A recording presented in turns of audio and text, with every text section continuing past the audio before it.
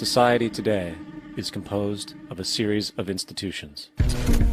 From political institutions, legal institutions, religious institutions, to institutions of social class, familial values, and occupational specialization. It is obvious the profound influence these traditionalized structures have in shaping our understandings and perspectives. Yet, of all the social institutions we are born into, directed by, and conditioned upon, there seems to be no system as taken for granted and misunderstood as the monetary system. Taking on nearly religious proportions, the established monetary institution exists as one of the most unquestioned forms of faith there is. How money is created, the policies by which it is governed, and how it truly affects society are unregistered interests of the great majority of the population.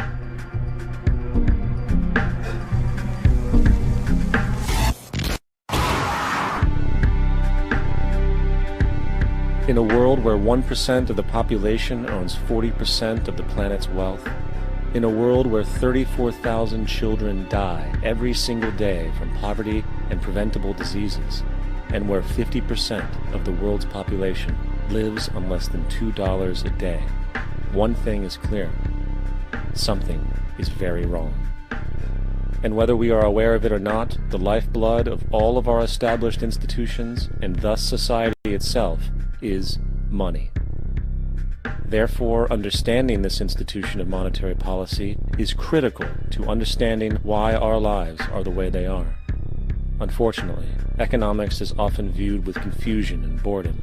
Endless streams of financial jargon coupled with intimidating mathematics quickly deters people from attempts at understanding it. However, the fact is, the complexity associated with the financial system is a mere mask, designed to conceal one of the most socially paralyzing structures humanity has ever endured.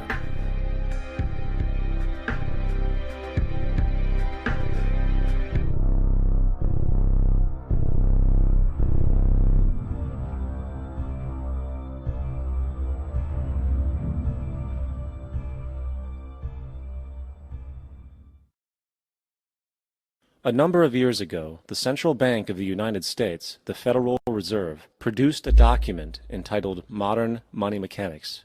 This publication detailed the institutionalized practice of money creation as utilized by the Federal Reserve and the web of global commercial banks it supports. On the opening page, the document states its objective. The purpose of this booklet is to describe the basic process of money creation in a fractional reserve banking system. It then proceeds to describe this fractional reserve process through various banking terminology, a translation of which goes something like this. The United States government decides it needs some money, so it calls up the Federal Reserve and requests, say, $10 billion. The Fed replies, saying, sure, we'll buy $10 billion in government bonds from you. So the government takes some pieces of paper, paints some official-looking designs on them, and calls them treasury bonds. Then it puts a value on these bonds to the sum of $10 billion and sends them over to the Fed. In turn, the people at the Fed draw up a bunch of impressive pieces of paper themselves, only this time calling them Federal Reserve notes, also designating a value of $10 billion to the Fed. The Fed then takes these notes and trades them for the bonds. Once this exchange is complete, the government then takes the $10 billion in Federal Reserve notes and deposits it into a bank account. And upon this deposit, the paper notes officially become legal tender money, adding $10 billion to the U.S. money supply. And there it is. $10 billion in new money has been created. Of course, this example is a generalization, for, in reality, this transaction would occur electronically, with no paper used at all. In fact, only 3% of the U.S. money supply exists in physical currency. The other 97% essentially exists in computers alone. Now, government bonds are, by design, instruments of debt, and when the Fed purchases these bonds, with money it essentially created out of thin air, the government is actually promising to pay back that money to the Fed. In other words, the money was created out of debt. This mind-numbing paradox of how money or value can be created out of debt or a liability will become more clear as we further this exercise. So, the exchange has been made, and now $10 billion sits in a commercial bank account. Here's where it gets really interesting. For as based on the fractional reserve practice, that $10 billion deposit instantly becomes part of the bank's reserves, just as all deposits do. And regarding reserve requirements, as stated in modern money mechanics, a bank must maintain legally required reserves equal to a prescribed percentage of its deposits. It then quantifies this by stating, under current regulations, the reserve requirement against most transaction accounts is 10%. This means that with a $10 billion deposit, 10% or $1 billion is held as the required reserve, while the other $9 billion is considered an excessive reserve and can be used as the basis for new loans. Now, it is logical to assume that this $9 billion is literally coming out of the existing $10 billion deposit. However, this is actually not the case. What really happens is that the $9 billion is simply created out of thin air on top of the existing $10 billion deposit. This is how the money supply is expanded. As stated in modern money mechanics, of course they, the banks, do not really pay out loans from the money they receive as deposits. If they did this, no additional money would be created. What they do when they make loans is to accept promissory notes, loan contracts, in exchange for credits, money, to the borrower's transaction accounts. In other words, the $9 billion can be created out of nothing simply because there is a demand for such a loan and that there is a $10 billion deposit to satisfy the reserve requirements. Now, let's assume that somebody walks into this bank and borrows the newly available $9 billion. They will then most likely take that money and deposit it into their own bank account. The process then repeats, for that deposit becomes part of the bank's reserves. 10% is isolated, and in turn 90% of the $9 billion, or $8.1 billion, is now available as newly created money for more loans. And, of course, that 8.1 can be loaned out and redeposited, creating an additional 7.2 billion, to 6.5 billion, to 5.9 billion, etc. This deposit money creation loan cycle can technically go on to infinity. The average mathematical result is that about $90 billion can be created on top of the original $10 billion. In other words, for every deposit that ever occurs in the banking system, about 9 times that amount can be created out of thin air. Money jitters. Ask the obliging Bank of America for a jar of soothing instant money, M-O-N-E-Y, in the form of a convenient personal loan. So, now that we understand how money is created by this fractional reserve banking system, a logical yet elusive question might come to mind. What is actually giving this newly created money value? The answer? The money that already exists. The new money essentially steals value from the existing money supply. For the total pool of money is being increased irrespective to demand for goods and services. And as supply and demand finds equilibrium, prices rise, diminishing the purchasing power of each individual dollar. This is generally referred to as inflation, and inflation is essentially a hidden tax on the public. What is the advice that you generally get? And that is, inflate the currency. They don't say debase the currency. They don't say devalue the currency. They don't say cheat the people who are saved. They say lower the interest rates. The real deception is when we distort the value of money. When we create money out of thin air, we have no savings, and yet there's so-called capital. So my question boils down to this: how in the world can we expect to solve the problems of inflation, that is, the increase in the supply of money, with more inflation? Of course, it can't. The fractional reserve system of monetary expansion is inherently inflationary. For the act of expanding the money supply without there being a proportional expansion of goods and services in the economy will always debase a currency. In fact, a quick glance at the historical values of the US dollar versus the money supply reflects this point definitively, for the inverse relationship is obvious. $1 in 1913 required $21.60 in 2007 to match value. That is a 96% devaluation since the Federal Reserve came into existence. Now, if this reality of inherent and perpetual inflation seems absurd and economically self-defeating, hold that thought, for absurdity is an understatement in regard to how our financial system really operates. For in our financial system, money is debt, and debt is money. Here is a chart of the U.S. money supply from 1950 to 2006. Here is a chart of the U.S. national debt for the same period. How interesting it is that the trends are virtually the same. For the more money there is, the more debt there is. The more debt there is, the more money there is. To put it a different way, every single dollar in your wallet is owed to somebody by somebody. For remember, the only way the money can come into existence is from loans. Therefore, if everyone in the country were able to pay off all debts, including the government, there would not be $1 in circulation.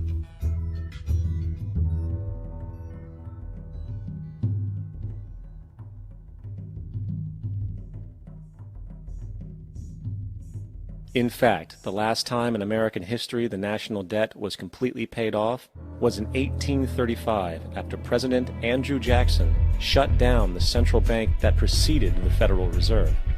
In fact, Jackson's entire political platform essentially revolved around his commitment to shut down the central bank, stating at one point, "The bold efforts the present bank has made to control the government are but premonitions of the fate that awaits the American people should they be deluded into a perpetuation of this institution or the establishment of another like it." Unfortunately, his message was short-lived, and the international bankers succeeded to install another central bank in 1913, the Federal Reserve. And as long as this institution exists, perpetual debt is guaranteed. Now, so far we have discussed the reality that money is created out of debt, through loans. These loans are based on a bank's reserves, and reserves are derived from deposits. And through this fractional reserve system, any one deposit can create 9 times its original value, in turn debasing the existing money supply, raising prices in society. And since all this money is created out of debt and circulated randomly through commerce, people become detached from their original debt, and a disequilibrium exists, where people are forced to compete for labor in order to pull enough money out of the money supply to cover their costs of living. As dysfunctional and backwards as all of this might seem, there is still one thing we have omitted from this equation. And it is this element of the structure which reveals the truly fraudulent nature of the system itself: the application of interest. When the government borrows money from the Fed, or when a person borrows money from a bank, it almost always has to be paid back with accrued interest. In other words, almost every single dollar that exists must be eventually returned to a bank with interest paid as well. But if all money is borrowed from the central bank and is expanded by commercial banks through loans, only what would be referred to as the principal is being created in the money supply. So then, where is the money to cover all of the interest that is charged? Nowhere. It doesn't exist. The ramifications of this are staggering, for the amount of money owed back to the banks will always exceed the amount of money that is available in circulation. This is why inflation is a constant in the economy, for new money is always needed to help cover the perpetual deficit built into the system, caused by the need to pay the interest. What this also means is that mathematically, defaults and bankruptcy are literally built into the system, and there will always be poor pockets of society that get the short end of the stick. An analogy would be a game of musical chairs, for once the music stops, somebody is left out to dry. And that's the point. It invariably transfers true wealth from the individual to the banks. For if you are unable to pay for your mortgage, they will take your property, This is particularly enraging when you realize that not only is such a default inevitable due to the fractional reserve practice, but also because of the fact that the money that the bank loaned to you didn't even legally exist in the first place. In 1969, there was a Minnesota court case involving a man named Jerome Daly, who was challenging the foreclosure of his home by the bank which provided the loan to purchase it. His argument was that the mortgage contract required both parties, being he and the bank, each put up a legitimate form of property for the exchange. In legal language, this is called consideration. Mr. Daly explained that the money was, in fact, not the property of the bank, for it was created out of nothing as soon as the loan agreement was signed. Remember what modern money mechanics stated about loans? What they do when they make loans is to accept promissory notes in exchange for credits. Reserves are unchanged by the loan transactions, but deposit credits constitute new additions to the total deposits of the banking system. In other words, the money doesn't come out of their existing assets. The bank is simply inventing it, putting up nothing of its own, except for a theoretical liability on paper. As the court case progressed, the bank's president, Mr. Morgan, took the stand, and in the judge's personal memorandum, he recalled that the plaintiff, bank's president, admitted that, in combination with the Federal Reserve Bank, did create the money and credit upon its books by bookkeeping entry. The money and credit first came into existence when they created it. Mr. Morgan admitted that no United States law or statute existed which gave him the right to do this. A lawful consideration must exist and be tendered to support the note. The jury found that there was no lawful consideration, and I agree. He also poetically added, only God can create something of value out of nothing. And upon this revelation, the court rejected the bank's claim for foreclosure, and Daly kept his home. The implications of this court decision are immense.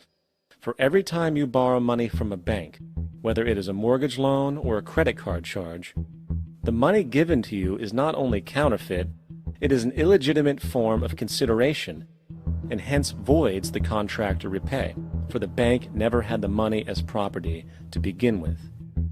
Unfortunately, such legal realizations are suppressed and ignored, and the game of perpetual wealth transfer and perpetual debt continues. And this brings us to the ultimate question: why? During the American Civil War, President Lincoln bypassed the high-interest loans offered by the European banks and decided to do what the Founding Fathers advocated, which was to create an independent and inherently debt-free currency. It was called the greenback. Shortly after this measure was taken, an internal document circulated between private British and American banking interests stated, "Slavery is but the owning of labor, and carries with it the care of laborers, while the European plan is that capital shall control labor by controlling wages. This can be done by controlling the money. It will not do to allow the greenback, as we cannot control that." The fractional reserve policy perpetrated by the Federal Reserve, which has spread in practice to the great majority of banks in the world, is, in fact, a system of modern slavery. Think about it. Money is created out of debt. And what do people do when they are in debt? They submit to employment to pay it off. But if money can only be created out of loans, how can society ever be debt-free? It can't. And that's the point. And it is the fear of losing assets coupled with the struggle to keep up with the perpetual debt and inflation inherent in the system, compounded by the inescapable scarcity within the money supply itself, created by the interest that can never be repaid, that keeps the wage slave in line, running on the hamster wheel with millions of others, in effect powering an empire that truly benefits only the elite at the top of the pyramid. For, at the end of the day, who are you really working for? The banks. Money is created in a bank and invariably ends up in a bank. They are the true masters, along with the corporations and governments they support. Physical slavery requires people to be housed and fed. Economic slavery requires people to feed and house themselves. It is one of the most ingenious scams for social manipulation ever created, and at its core, it is an invisible war against the population. Debt is the weapon used to conquer and enslave societies, and interest is its prime ammunition. And as the majority walks around oblivious to this reality, the banks, in collusion with governments and corporations, continue to perfect and expand their tactics of economic warfare, spawning new bases, such as the World Bank and International Monetary Fund, while also inventing a new type of soldier, the birth of the economic hitman.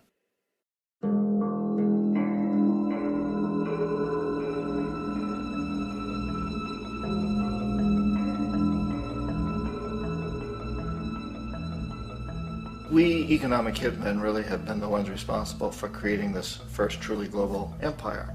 And we work many different ways.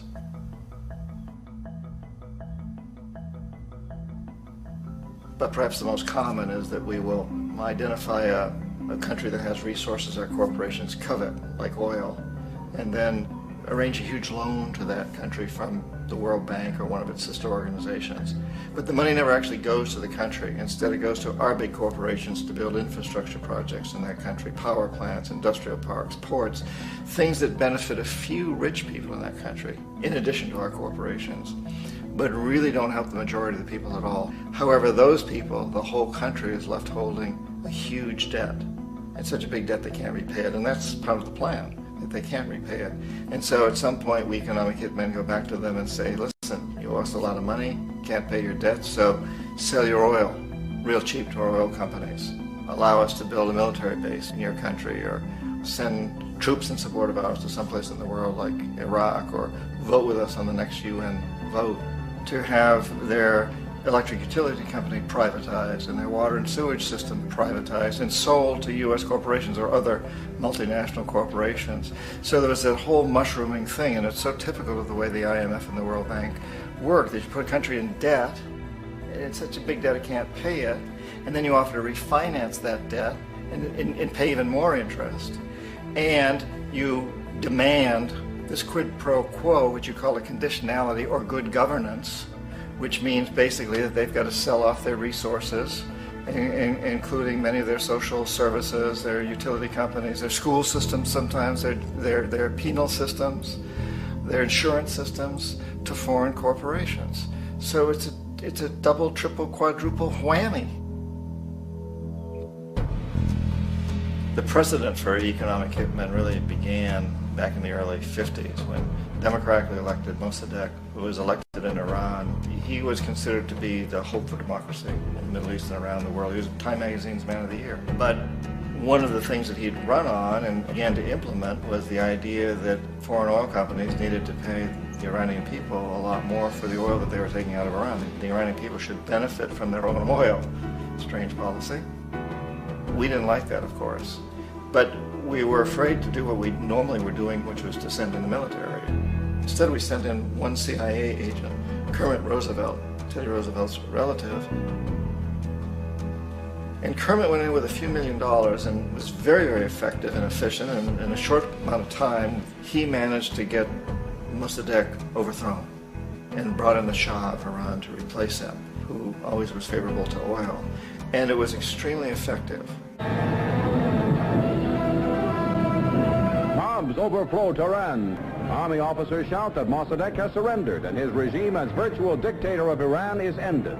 Pictures of the Shah are paraded through the streets as sentiment reverses. The Shah is welcomed home. So back here in the United States, in Washington, people looked around and said, wow, that was easy and cheap. So this established a whole new way of manipulating countries, of creating empire. The only problem with Roosevelt was that he was a card-carrying CIA agent, and had he been caught, the ramifications could have been pretty serious. So very quickly at that point, the decision was made to use private consultants to channel the money through the World Bank or the IMF or one of the other such agencies, to bring in people like me who worked for private companies, so that if we got caught, there would be no governmental ramifications.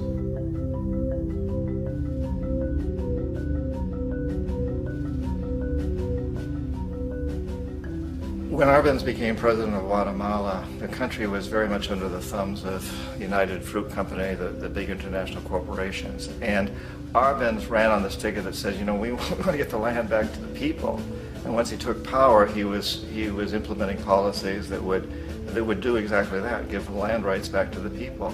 United Fruit didn't like that very much.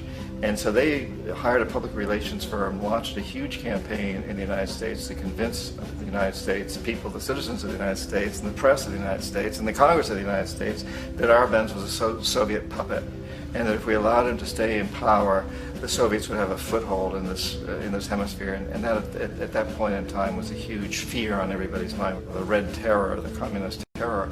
And so, to make a long story short, out of this public relations campaign came a commitment on the part of the CIA and the military to take this man out.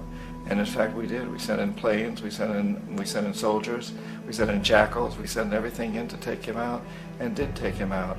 And as soon as he was removed from office, the new guy that took over after him basically reinstated everything to the big international corporations, including United Fruit.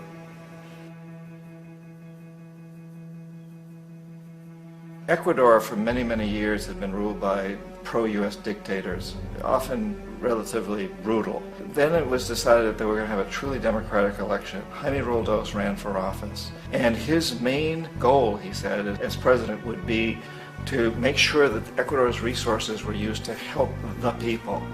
And he won, overwhelming, by more votes than anybody had ever won anything in Ecuador.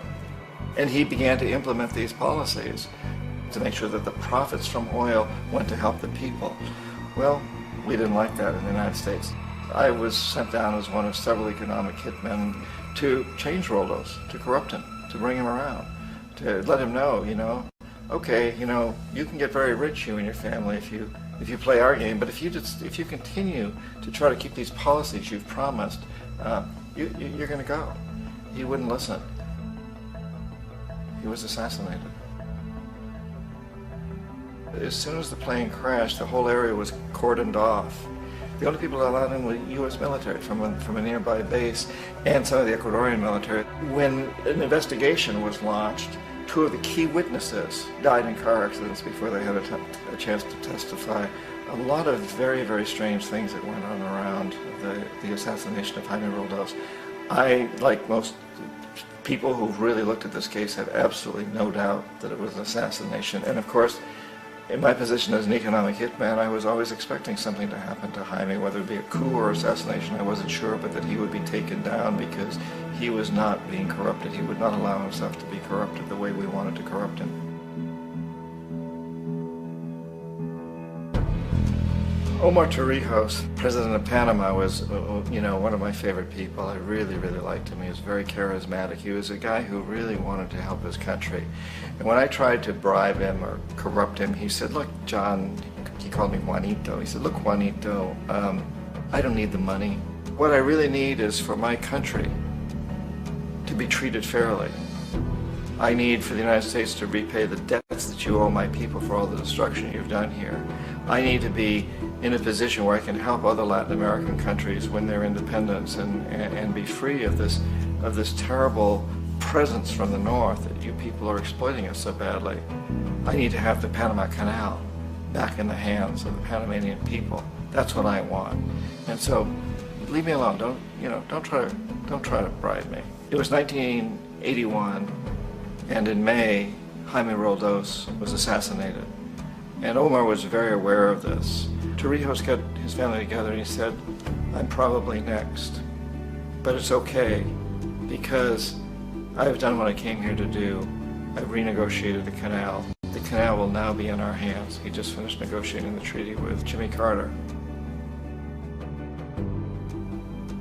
In June of that same year, just a couple of months later, he also went down in an airplane crash, which there's no question was executed by CIA-sponsored jackals. tremendous amount of evidence that one of Torrijos' security guards handed him at the last moment as he was getting on the plane a tape recorder, a small tape recorder that contained a bomb.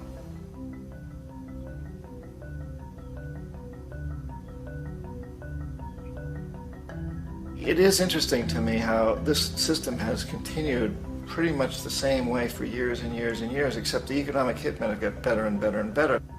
Then we come up with, very recently, what happened in Venezuela.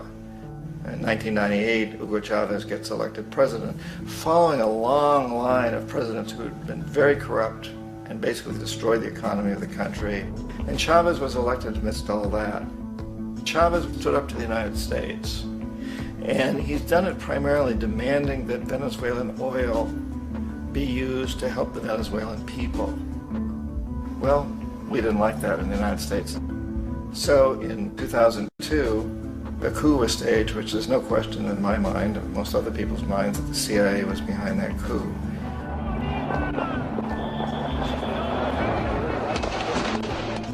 The way that that coup was fomented was very reflective of what Kermit Roosevelt had done in Iran, of paying people to go out into the streets to riot, to protest, to say this Chavez is very unpopular. You know, if you can get a few thousand people to do that in television, can make it look like it's the whole country, and things start to mushroom. Except in the case of Chavez, he was smart enough, and the people were so strongly behind him that they overcame it, which was a phenomenal moment in the history of Latin America.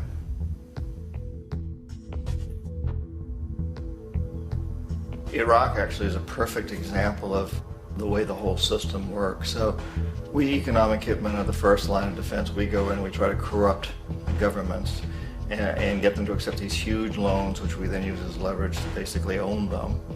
If we fail, as I failed in Panama with Omar Torrijos and in Ecuador with Jaime Roldos, men who refuse to be corrupted, then the second line of defense is we send in the jackals. And the jackals either overthrow governments or they assassinate. And once that happens and a new government comes in, and boy, it's going to toe the line, because the new president knows what will happen if he doesn't. In the case of Iraq, both of those things failed. Economic hitmen were not able to get through to Saddam Hussein. We tried very hard. We tried to get him to accept a deal very similar to what the House of Saud had accepted in Saudi Arabia, but he wouldn't accept it. And so the jackals went in to take him out. They couldn't do it. His security was very good. After all, he had one time worked for the CIA. He'd been hired to assassinate a former president of Iraq and failed, but he knew the system.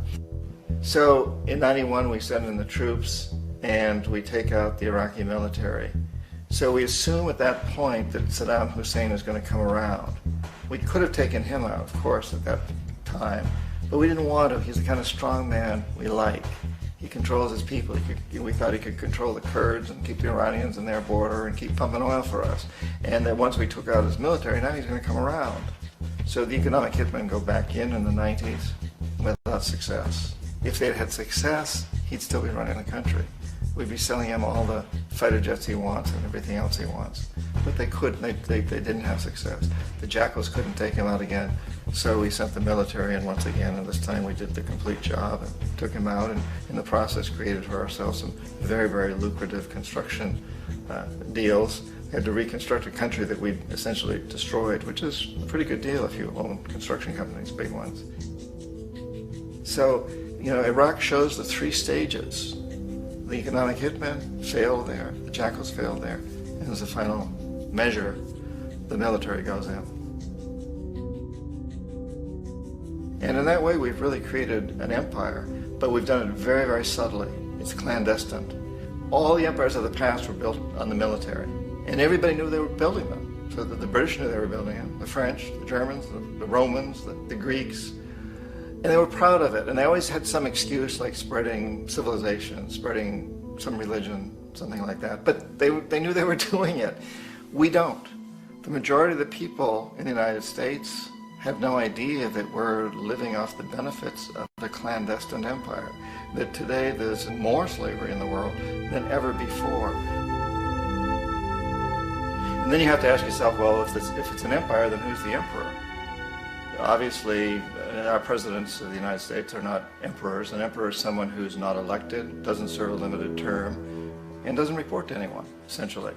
So you can't classify our presidents that way. But we do have what I consider to be the equivalent of the emperor, and it's what I call the corporatocracy. The corporatocracy is this group of individuals who run our biggest corporations, and they really act as the emperor of this empire. They control our media, either through direct ownership or advertising. They control most of our politicians because they finance their campaigns, either through their corporations or through personal contributions that come out of the corporations. They're not elected, they don't serve a limited term, they don't report to anybody. And at the very top of the corporatocracy, you really can't tell whether a person's working for a private corporation or the government because they're always moving back and forth. So, you've got a guy who one moment is the president of a big construction company like Halliburton, and the next moment he's vice president of the United States, or the president who is in the oil business. And this is true whether you've got Democrats or Republicans in the office. You have the moving back and forth through the revolving door. And in a way, our government is invisible a lot of the time, and its policies are carried out by our corporations on one level or another. And then again, the policies of the government are basically forged by the corporatocracy and then presented to the government. They become government policy. So it's an incredibly cozy relationship. This isn't a conspiracy theory type of thing. These people don't have to get together and plot to do things. They all basically work under one primary assumption, and that is that they must maximize profits regardless of the social and environmental costs.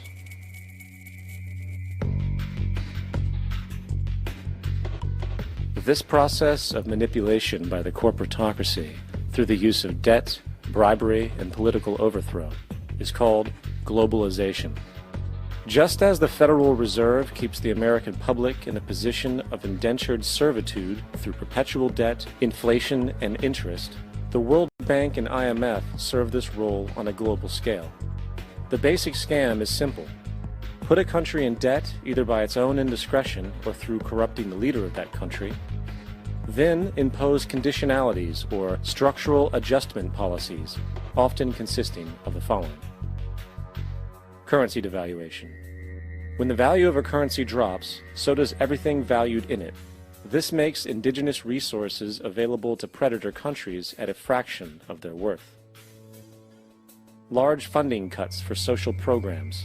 These usually include education and healthcare, compromising the well-being and integrity of the society, leaving the public vulnerable to exploitation. Privatization of state-owned enterprises. This means that socially important systems can be purchased and regulated by foreign corporations for profit. For example, in 1999, the World Bank insisted that the Bolivian government sell the public water system of its third largest city to a subsidy of the U.S. corporation Bechtel.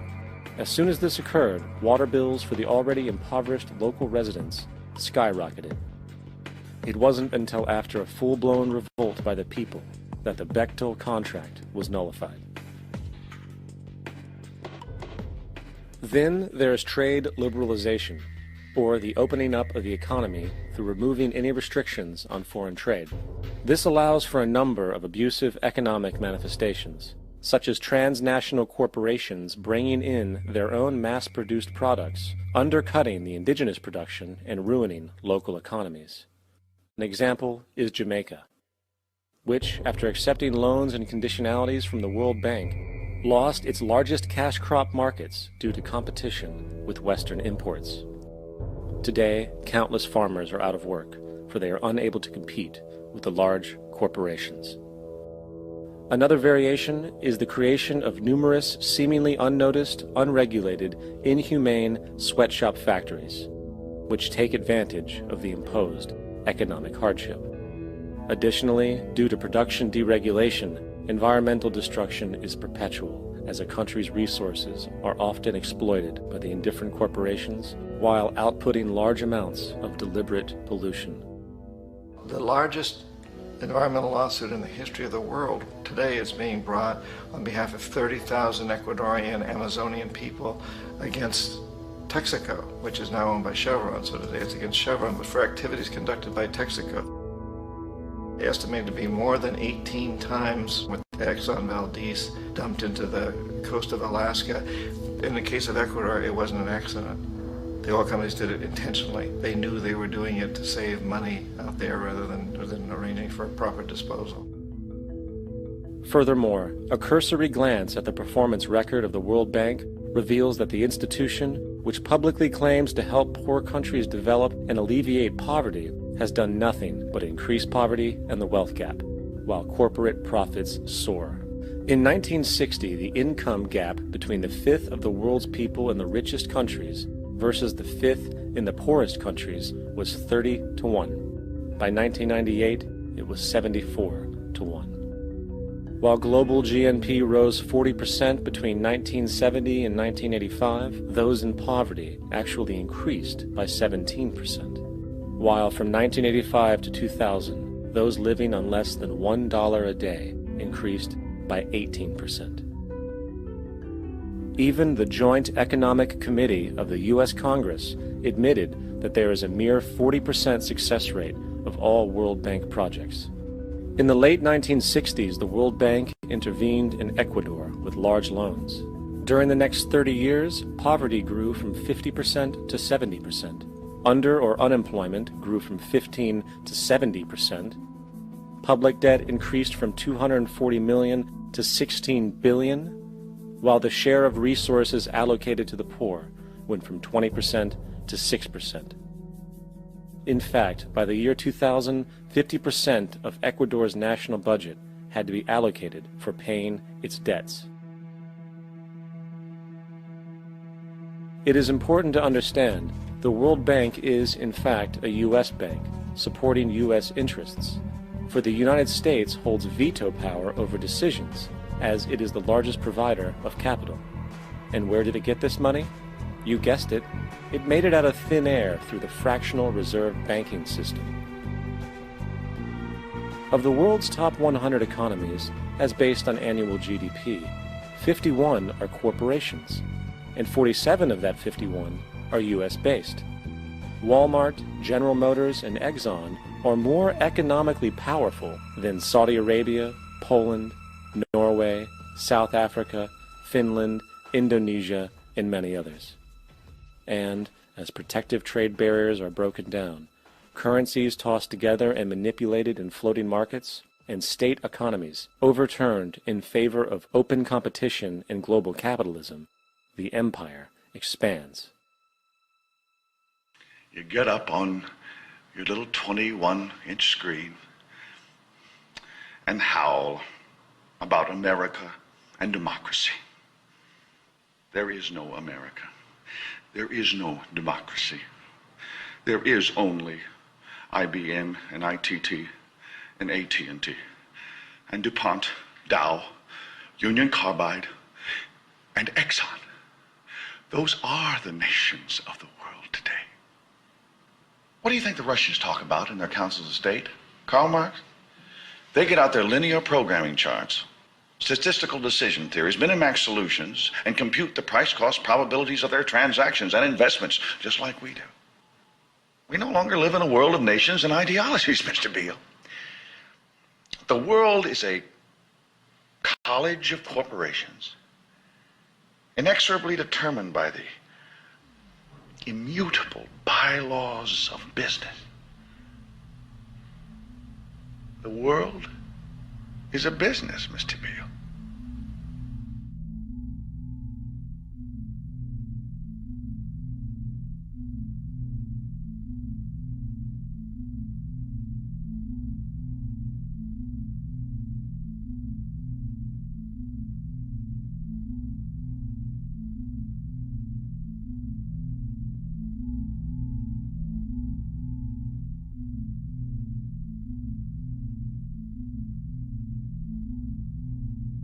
The world is being taken over by a handful of business powers who dominate the natural resources we need to live while controlling the money we need to obtain these resources. The end result will be world monopoly, based not on human life, but financial and corporate power. And as the inequality grows, naturally more and more people are becoming desperate. So the establishment was forced to come up with a new way to deal with anyone who challenges the system. So they gave birth to the terrorist. The term terrorist is an empty distinction, designed for any person or group who chooses to challenge the establishment. This isn't to be confused with the fictional Al-Qaeda, which was actually the name of a computer database for the US-supported Mujahideen in the 1980s.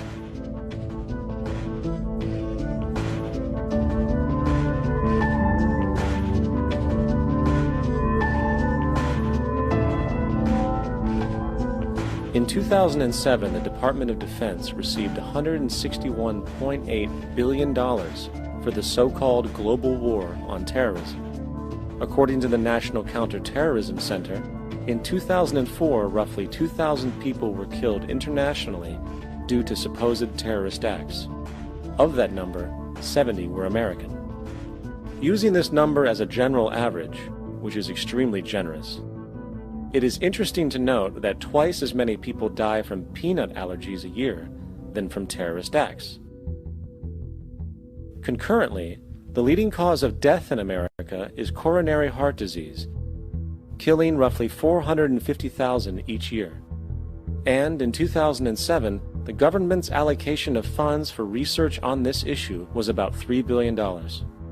This means that the U.S. government in 2007 spent 54 times the amount for preventing terrorism than it spent for preventing a disease which kills 6,600 times more people annually than terrorism does. Yet, as the name terrorism and Al-Qaeda are arbitrarily stamped on every news report relating to any action taken against U.S. interests, the myth grows wider. In mid-2008, the U.S. Attorney General actually proposed that the U.S. Congress officially declare war against the fantasy. Not to mention, as of July 2008, there are now over 1 million people currently on the U.S. terrorist watch list. These so-called counterterrorism measures, of course, have nothing to do with social protection, and everything to do with preserving the establishment amongst the growing anti-American sentiment both domestically and internationally, which is legitimately founded on the greed-based corporate empire expansion that is exploiting the world. The true terrorists of our world do not meet at the docks at midnight or scream Allah Akbar before some violent action. The true terrorists of our world wear $5,000 suits and work in the highest positions of finance, government, and business. So, what do? How do we stop a system of greed and corruption that has so much power and momentum? How do we stop this aberrant group behavior which feels no compassion for, say, the millions slaughtered in Iraq and Afghanistan, so the corporatocracy can control energy resources and opium production for Wall Street profit?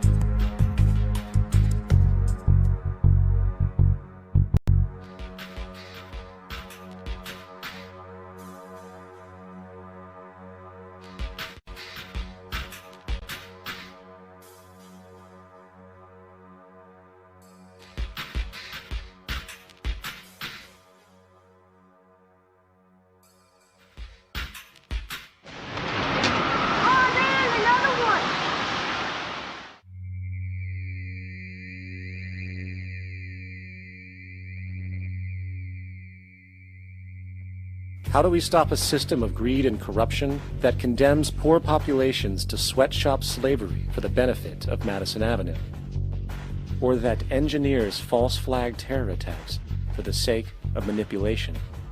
Or that generates built-in modes of social operation which are inherently exploitative? Or that systematically reduces civil liberties and violates human rights in order to protect itself from its own shortcomings. How do we deal with the numerous covert institutions such as the Council on Foreign Relations, the Trilateral Commission, and the Bilderberg Group, and other undemocratically elected groups which, behind closed doors, collude to control the political, financial, social, and environmental elements of our lives? In order to find the answer, we must first find the true underlying cause. For the fact is, the selfish, corrupt, power, and profit-based groups collude to control the political, financial, social, and environmental elements of our lives. In order to find the answer, we must first find the true underlying cause. For the fact is, the selfish, corrupt, power, and profit-based groups are not the true source of the problem. They are symptoms.